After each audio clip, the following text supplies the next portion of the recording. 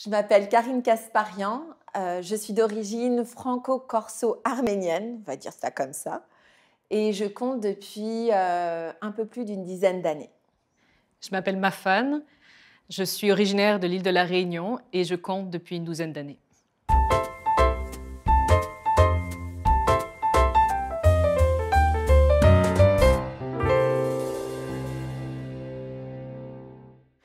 Voilà, moi j'ai toujours un problème parce que c'est souvent par deux que ça arrive, les choses.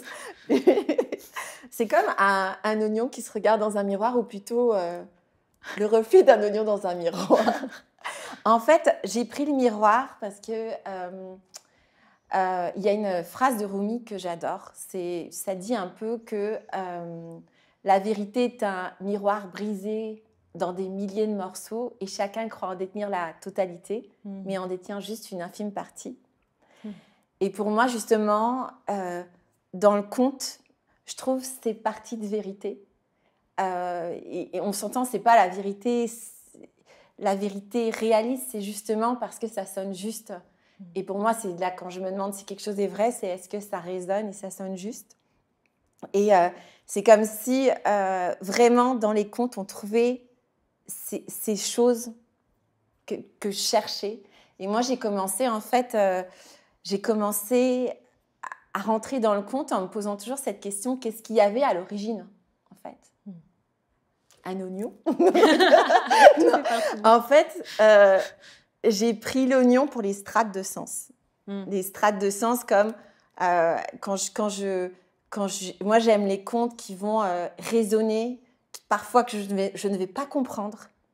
Et à un moment qui vont avoir un sens et je vais me dire mais oui c'était ça. Et puis plus tard ce conte va me parler autrement. En fait c'est comme, j'aurais pu prendre le Grand Canyon là, mais je ne pouvais pas le transporter. Mais c'est comme un oignon immense avec un cœur qui est inaccessible, mais qui se reflète dans des couches. Et ces questions aussi de mythes. Moi, j'étais vraiment passionnée par les mythes enfant, et je me mettais à inventer des débuts du monde. Et puis c'est même un travers que j'ai dans mes spectacles. D'où vient, tout a commencé par un silence, par un rêve. Enfin, il y a vraiment ça, c'est vraiment cette question du commencement, elle est très forte pour moi. Et aussi l'oignon, j'utilisais beaucoup le conte enfant quand je voyais des conflits. Alors moi, je suis issue d'une culture méditerranéenne, donc ça parle fort, ça s'écoute pas forcément. Et moi, souvent, je regardais et je me disais, c'est quoi l'histoire qui manque pour que les gens puissent s'entendre? Et pour moi, le conte, c'est vraiment justement enlever aussi les épluchures pour aller au cœur. Donc, ça m'arrivait d'avoir un conte qui m'arrivait dans ma tête, ou alors c'était un conte que j'inventais. Mais il y avait toujours une histoire qui était là, que je trouvais pour relier les gens, mais pour aller vers le cœur, en fait. C'est le meilleur outil pour empêcher des guerres, le conte, pour moi. Parce que tu utilises le conte et tu rentres directement au cœur. Donc, moi, ça a été vraiment ça. Et même jusqu'à aujourd'hui, comment je vis le conte, en fait. Tous les jours aussi, il y a toujours une histoire. C'est drôle, ça résonne beaucoup ce que tu dis. Puis pour moi, le conte, j'ai choisi une aiguille et du fil, parce que c'est une façon de recoudre des morceaux, justement, d'assembler des pièces qui ne sont pas forcément destinées dans un premier temps à aller ensemble, mais qui font partie d'un tout sans qu'elle le sache, un peu comme les éclats de ton miroir brisé. J'aime cette idée d'un tout. Je ne sais pas si c'est... je me méfie peut-être un peu des grands mots comme l'universalité, je ne sais pas. J'aime le mot « tout » parce qu'il est assez simple pour couvrir ce que je sens être là. Et le conte, c'est une façon de toucher des fois du bout des doigts ce grand tout. On sent qu'il est là, on sent qu'il n'est pas loin. On peut pas, comme le cœur de ton oignon, on ne peut pas l'attraper, mais on sait qu'il est là et c'est ça qui est important. Puis, le conte, c'est une façon de...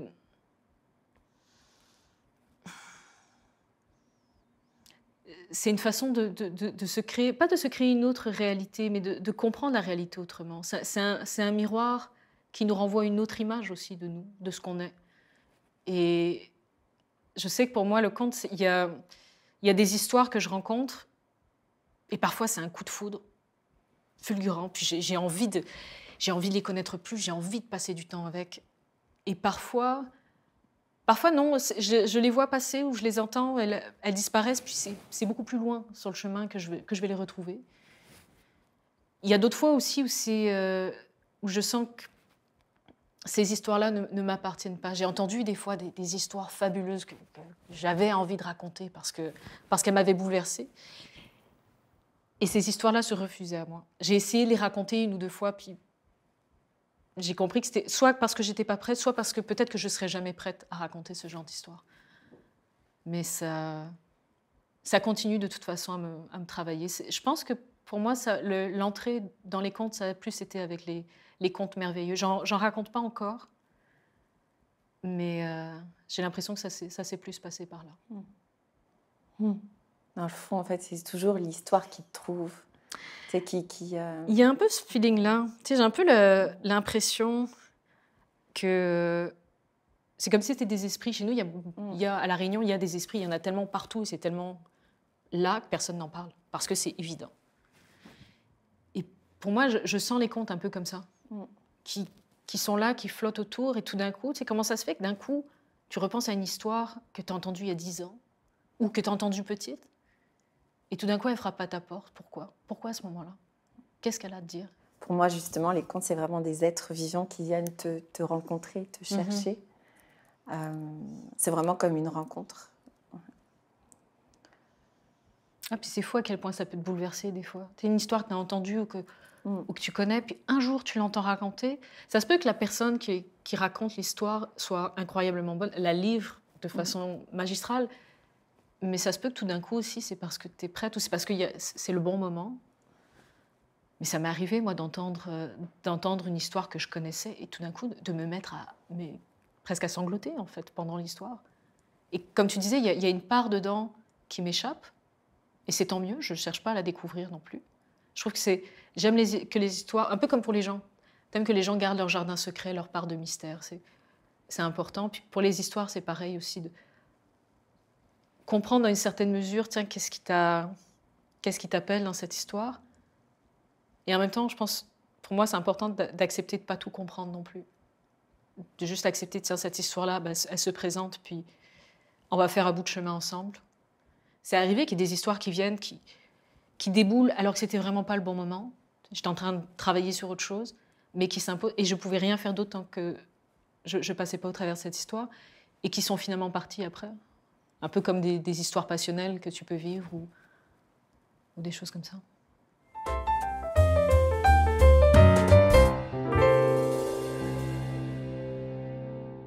Alors, pour l'univers artistique, j'ai choisi une clé.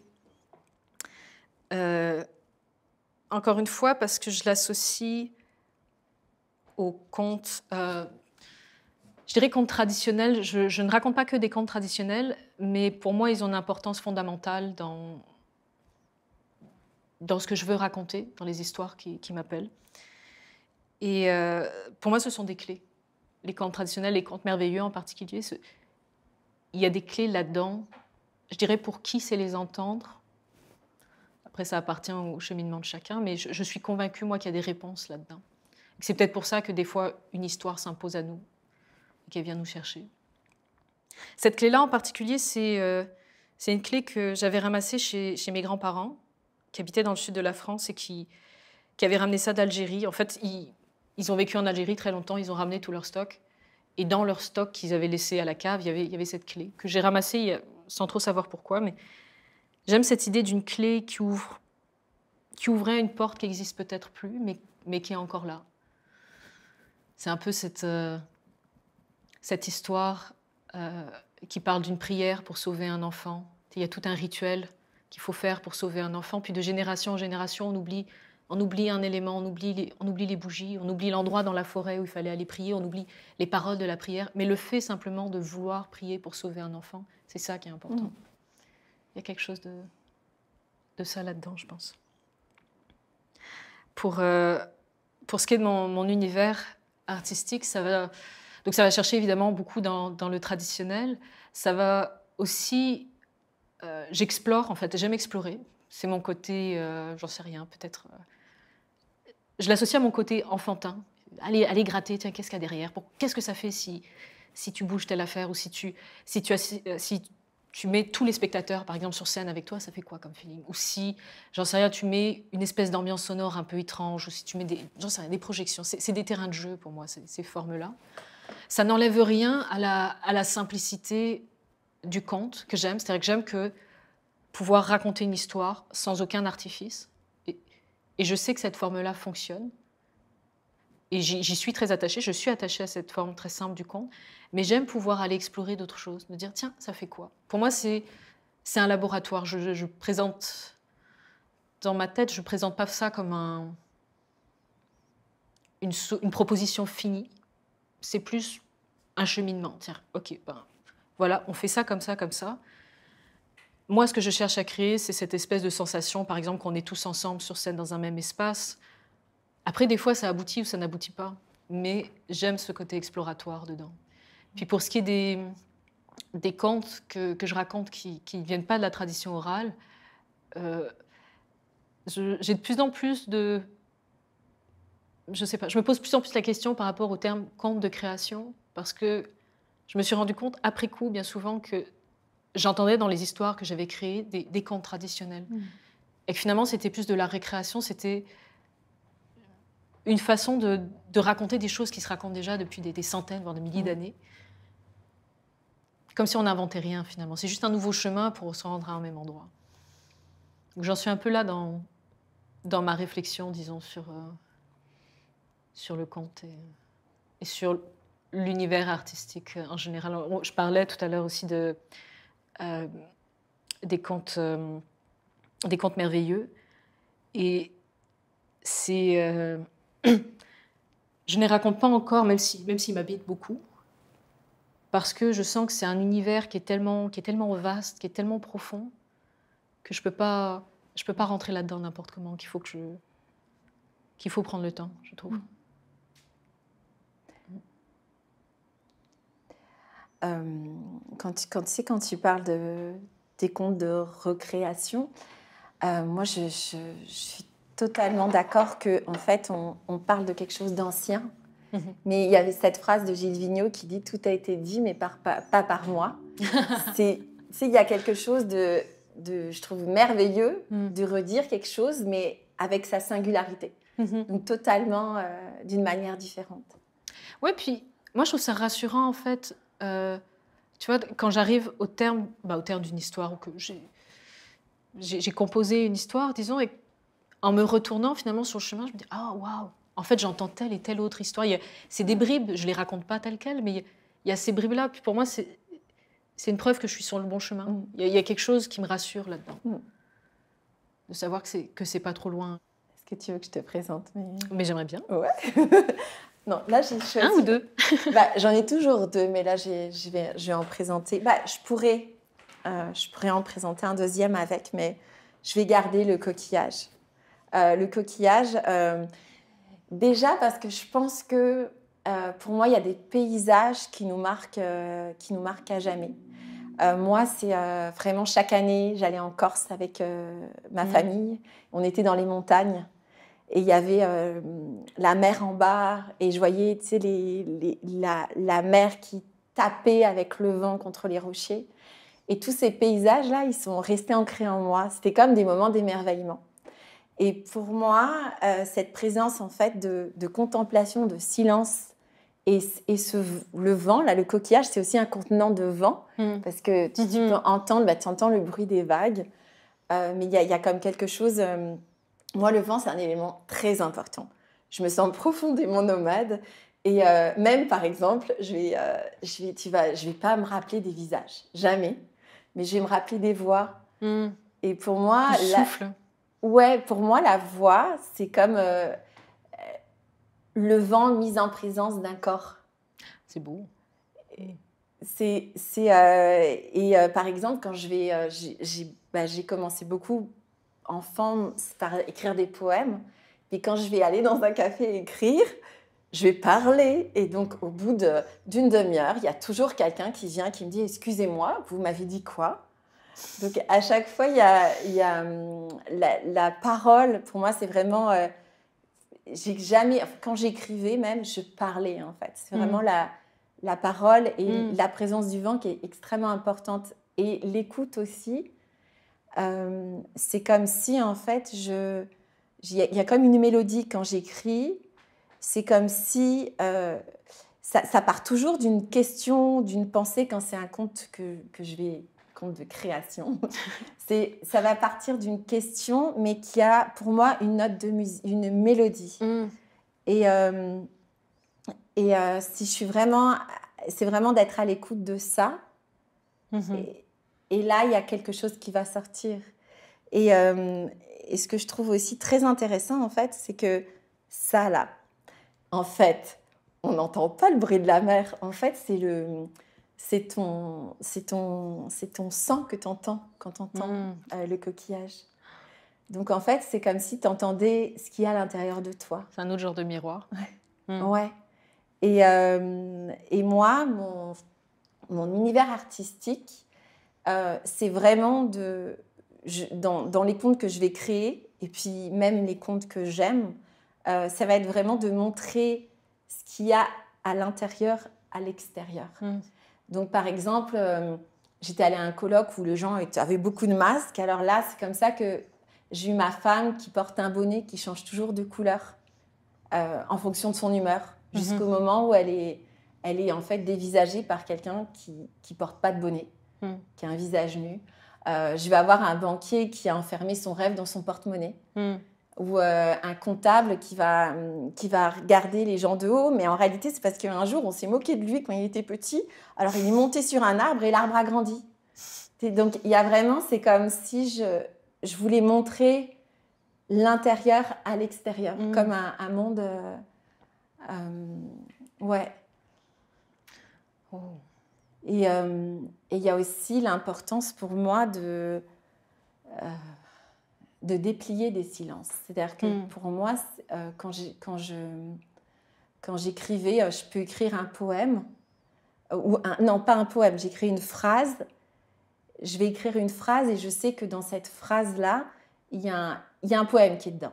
Où il y a comme quelque chose qui se déplie. Ouais. Ouais,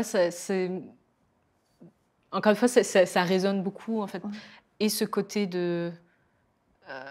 d'aller chercher, de tirer sur un fil, finalement, d'entendre une musique aussi, de dire « Ok, j'entends quelque chose là ».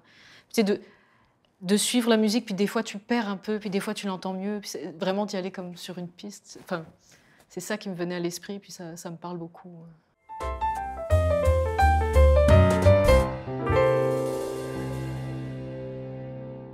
Alors, pour mon processus créatif, j'ai choisi une pierre.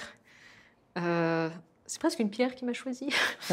Dans le sens où, cette pierre-là, je me souviens que j'étais en chemin vers la Gaspésie. Puis on s'est allongé, il y avait une plage de rochers, je me suis allongée. Puis les mains derrière la tête, comme ça, j'ai juste attrapé cette pierre. Et en fait, elle fit parfaitement dans ma main. Et je l'ai gardée depuis. Puis tu vois, elle est comme toute patinée. Je la tripote souvent, disons. Puis pour moi, il y a un peu de ça dans les histoires. J'ai l'impression que c'est les histoires, bien souvent, qui viennent à moi. C'est pas toujours...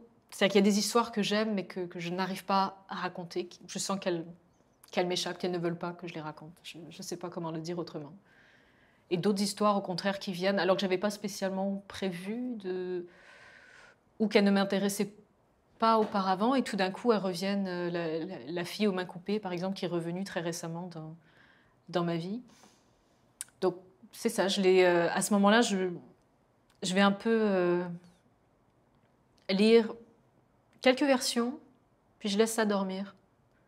Je laisse ça longtemps dormir, parce que ça prend, je me rends compte à quel point ça prend énormément de temps avant que j'arrive à raconter l'histoire, finalement, que je sois prête, surtout des histoires comme celle-là. Parce qu'il faut le temps, tu regardes ce qui pousse. Il y a quelque chose des profondeurs aussi. Pour moi, je l'associe, tu vois, tu associes beaucoup au vent, moi je l'associe beaucoup à la terre, aux profondeurs. J'ai l'impression c'est comme si je marchais dans ma forêt intérieure, disons, et tout d'un coup, ok, je sens, soit que j'entends une musique, soit que je sens qu'il faut que je creuse là, sans savoir ce que je vais trouver. Puis je me mets à creuser, puis il y a quelque chose qui émerge, et à ce moment-là, quand l'histoire se présente, j'arrête de creuser, puis j'attends. Et petit à petit, ça se découvre, et ça peut prendre un temps infini. Une autre histoire qui me suit, elle, depuis que je suis toute petite, c'est La Belle au bois dormant. Et c'est une histoire que je n'ai jamais racontée. Pas encore, en tout cas. Mais je travaille avec cette histoire presque tous les jours. Et quand je dis travail, c'est vraiment de passer du temps avec, donc de penser, enfin des fois un détail. Tiens, c'est quoi la texture de sa robe? Qu'est-ce que ça sent dans sa chambre? D'aller visiter tous les recoins, ça m'intéresse, ça, les interstices, les recoins, les choses qui sont moins évidentes finalement. Parce qu'on va découvrir je trouve des trésors là dans ces espaces un peu cachés qui mettent du temps à se dévoiler finalement. Et je dis travailler avec une histoire aussi. J'essaie de changer ma façon de dire parce que j'ai longtemps dit travailler sur une histoire. Puis je me suis rendu compte une fois quand j'étais en résidence à Saint-Élie pour La Ruée vers l'autre. Moi j'arrivais là-bas, il y avait 1 mois de résidence, ce qui est beaucoup, enfin ce qui est rare. J'arrivais là-bas avec 3 de mes 4 histoires. Il y en avait une qu'il fallait que je retravaille, puis la dernière qu'il fallait que je trouve, mais les 2 autres, bon, elles étaient là. Je me sentais en confiance. Et au bout de 15 jours, il y a Nadine Watch, qui était mon œil extérieur, qui est venu voir. Et toutes les histoires se sont cassées la gueule. Complètement. Et elle est repartie au bout de 2 jours en me disant ça va, Et tu sais, je regardais le truc juste... Puis j'ai attendu que la poussière retombe.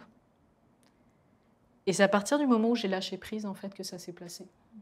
Qu'il fallait que j'arrête de dire... Enfin, tu sais, moi, dans ma tête, je me dis, OK, je prends cette histoire, on va là. Et non, c'est pas comme ça que ça marche. En tout cas, pas pour moi.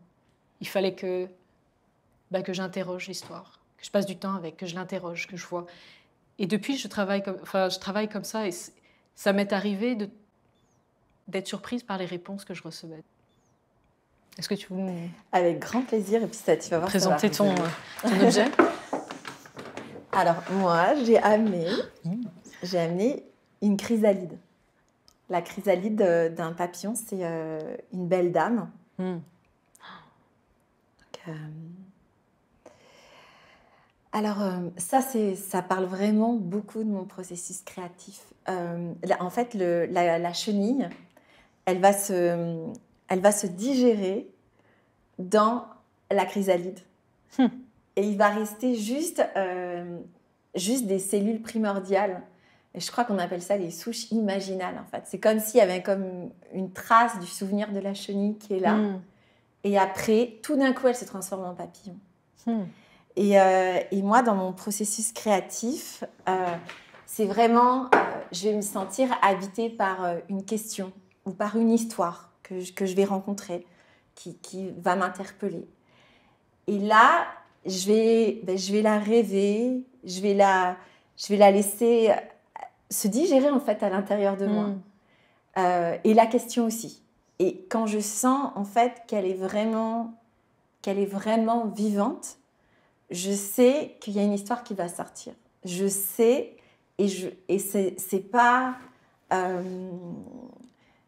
dans la volonté en fait. C'est c'est comme dans l'abandon en fait.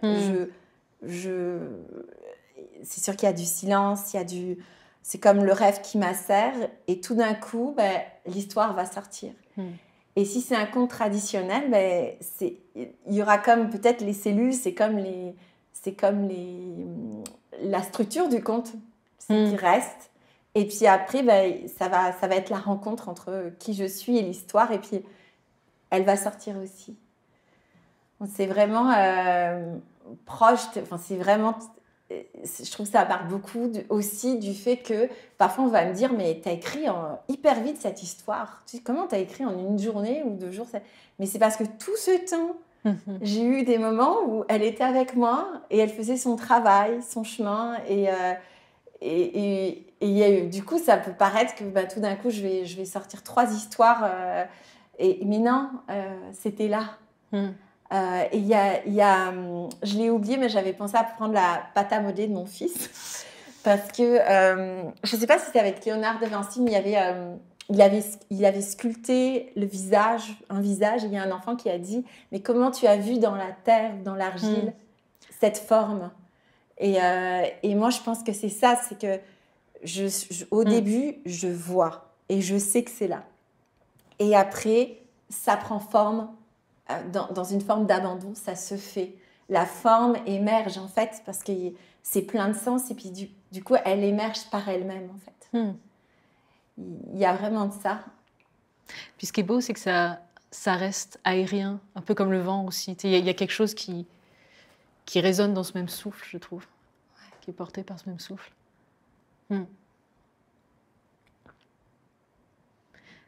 Ouais, puis cette image, effectivement, de la sculpture, où le sculpteur sent, ou toi, en tant que conteuse, tu sens qu'il y a une histoire, c'est quelque chose qui me rejoint beaucoup aussi, de savoir, comme je te disais, tiens, je dois creuser là, ou parce que tu sens qu'il y a quelque chose à révéler, qu'il y a comme un secret qui est là, et qui... Tu sais, je ne sais pas dans quelle mesure... en tout cas, dans mon cas, l'histoire se présente à moi, mais je ne me sens pas l'élu pour autant. Dans le sens où elle pourrait très bien se présenter à d'autres personnes aussi. Mais c'est juste que, de la même façon qu'une personne peut avoir plusieurs connexions de toutes sortes, mais tu as une relation très particulière avec certaines personnes. Pour moi, ce que tu dis, c'est comme, tu sais, quand on prend le coquillage, on entend le bruit de la mer, mais on entend son sang dans le bruit de la mer. Donc on n'entend pas le même son, toi et moi. Non. Et c'est ça qui est beau. C'est que chaque histoire va avoir une résonance différente en fonction de qui la raconte. Oui, puis même de où tu en es, parce que probablement que si tu es nerveuse ou quoi, ton sang n'aura pas le même écho selon ton état d'âme, enfin comment tu te sens tout simplement. Et pareil pour les histoires.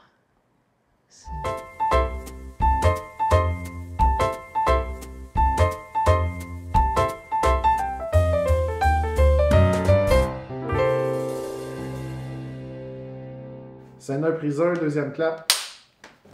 Oui, ça va être une prise. Ça va être parfait. OK. De toute façon, le take.